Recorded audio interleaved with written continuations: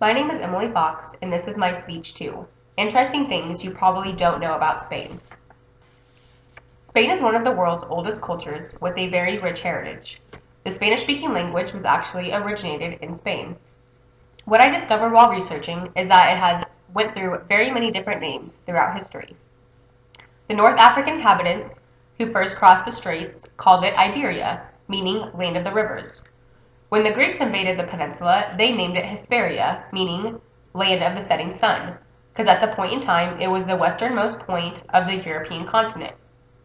In 300 BCE, the Carthaginians named it Hispania, meaning land of the rabbits.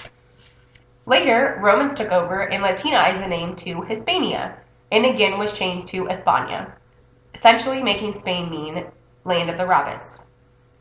Some very interesting traditions and celebrations that I discovered through my research that are a lot different than here in the United States is that instead of having the tooth fairy, they have what is called the legend of the Ratoncito Perez, which instead of exchanging teeth for money, they exchange teeth for gifts.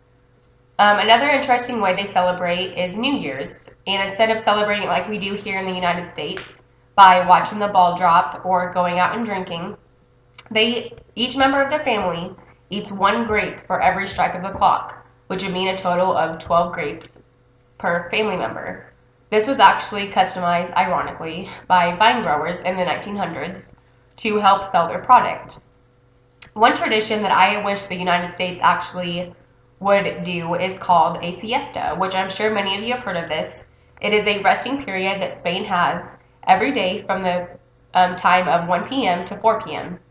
All the markets, shops, businesses, and schools close down, and you go home with your family, eat a big lunch, and then take a nap. The scientist team Burdockhus actually discovered it reduces stress, helps cardiovascular function, and increases memory. Spain is very well known for its festivals.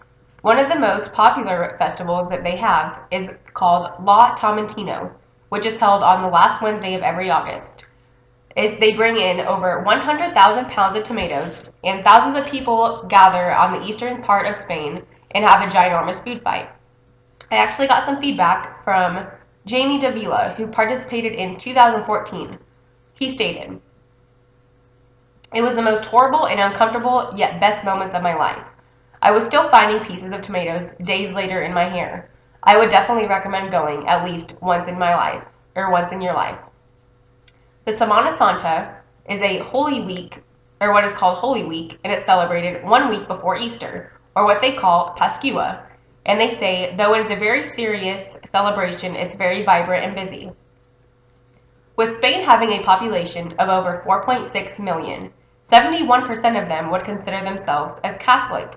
Though if you ask a Spaniard, you'd get a unanimous football. Football is our religion. Because Spain holds the most valuable sports team in the United States, or in the world, Real Madrid. And despite Spain being one of the most powerful countries and 13th largest economy with a GDP of $1.3 trillion, they did not participate in World War I or World War II.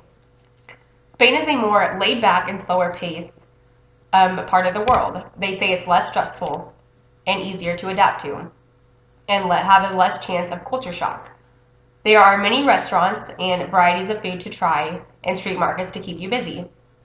My aunt actually lived in Spain for 3 years and said it was the most beautiful place and inspired her to how good food actually could be and how much you can enjoy eating food that is good and not processed like it is here in the United States.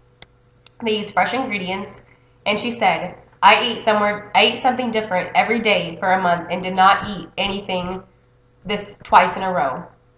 She said the scenery is beautiful and the food is phenomenal. I realized how easy it is to limit your view on what you see in the world.